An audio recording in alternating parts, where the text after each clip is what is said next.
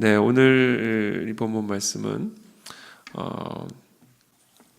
이 모세가 이스라엘 자손들에게 그 하나님의 법도를 전하기 위해서 하나님의 명령을 따라 시내산으로 들어가죠. 그 시내산에서 40일을 주야로 금식하는 가운데 하나님과 대면하는 그런 시간들을 갖게 됩니다. 그렇게 하나님하고 주야로 금식하면서 시내산에서 대화하는 가운데 자기도 모르게 이 빛들의 아버지죠, 우리 하나님, 빛들의 아버지로부터 임하신 그 빛을 받아서였는지 이 모세의 얼굴에서도 광채가 나게 됩니다. 그래서 이 모세가 다시 시내산에서 내려와 백성들에게 나아갔더니 이 백성들에게 이 모세의 얼굴에서부터 빛이 나는 거예요. 그래서 모세가 수건으로 자신의 얼굴을 덮죠. 이게 출애굽기 34장에 나오는 이야기입니다. 오늘 사도 바울은 그 장면을 이제 어떻게 보면 오늘 메시지에 인용을 하면서 그 모세의 얼굴에 덮여진 그 수건은 장차 없어질 영광을 덮는 그런 수건으로 인용을 하면서 이렇게 13절에 이야기를 합니다.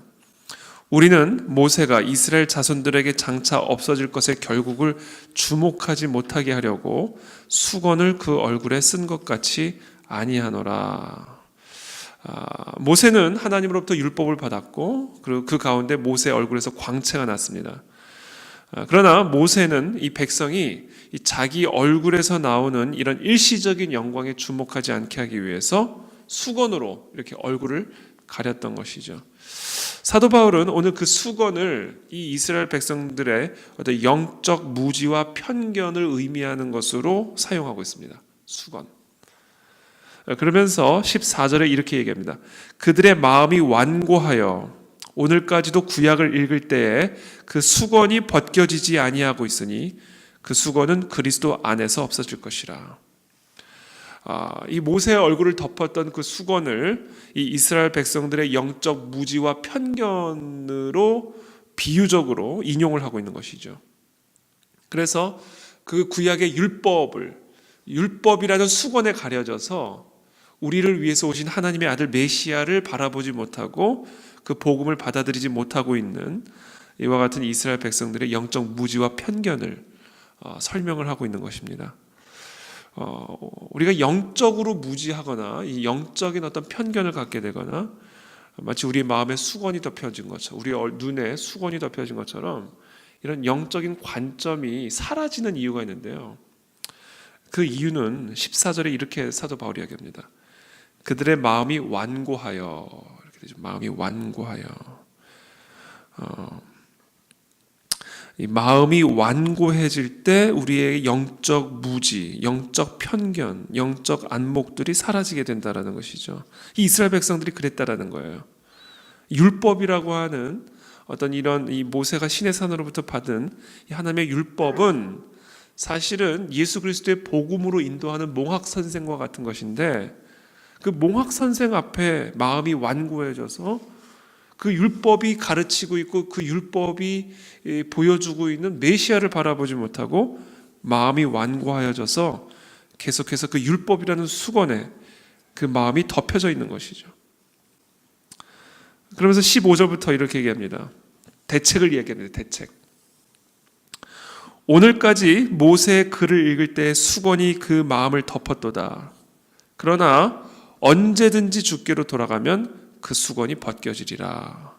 언제든지 예수께로 돌아가기만 하면 우리의 눈에, 우리의 마음에 덮여져 있는 이와 같은 영적 무지와 편견들이 다 벗겨질 것이다 라고 얘기하는 것입니다.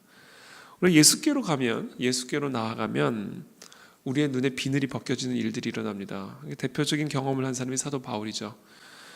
정말 이 눈에 수건이 덮여져 있던 사도 바울. 그렇죠? 그러나 이 성령의 빛을 받아 이 눈에서 비늘이 벗겨지는 역사를 통해 사울이 바울로 거듭나게 되고 그렇게 자신이 핍박하였던 복음을 위해 어떤 핍박도 마다하지 않고 그 길을 나아가는 이 사도 바울. 이게 언제 일어났을까요? 예수 그리스도께로 돌아가는 그 순간 그와 같은 수건이 벗겨지는 역사가 일어나는 것입니다. 그때 우리는 자유함을 누리게 되는 것이죠. 주는 영이시니 주의 영이 계신 곳에는 자유가 있느니라.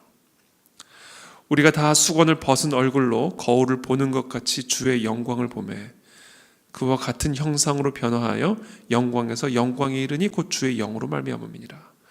자, 이와 같이 우리의 마음의 이 완고함이 예수 그리스도께로 돌아가서 우리 눈에서 비늘이 벗겨지고 영적인 안목과 관점이 회복이 되고 사람의 관점, 세상의 관점, 나의 안목으로 보는 것이 아니라 하나님의 관점으로 이렇게 바라보게 되는 내 눈에서 비늘이 벗겨진 이와 같은 역사들은 예수께로 돌아가면 일어나는데 그와 같은 역사가 일어날 경우에 우리는 이제 자유함을 누리게 되고 더 나아가 영광에 이르게 된다. 영광에 이르게 된다. 이것이 17절, 18절에서 이야기하고 있는 내용이죠.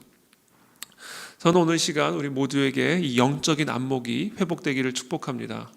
어떤 상황이든 어떤 환경이든 그리스도의 관점으로 바라보는 이 영적인 관점이 회복이 되면 자유함을 누리기 시작하고 영광에 이르게 됩니다. 그러나 세상적인 관점, 내 안목으로 모든 것들을 바라보기 시작하면 우리는 결국은 자유가 아닌 속박에 이르게 되고 영광이 아닌 수치에 이르게 된다라는 것이죠. 그와 같은 관점은요, 사실은 쉽게 벗겨지는 것이 아닙니다.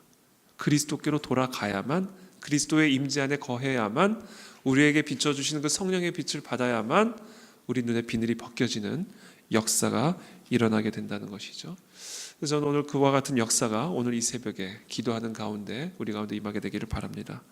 우리의 마음의 완고함이 녹여지게 도와주옵소서. 그리고 그래서 우리의 눈에 이 비늘이 벗겨지는 역사가 일어나게 도와주셔서 참된 자유와 영광에 이르는 그와 같은 이 새벽이 되게 하여 주옵소서. 시간 제가 기도하겠습니다.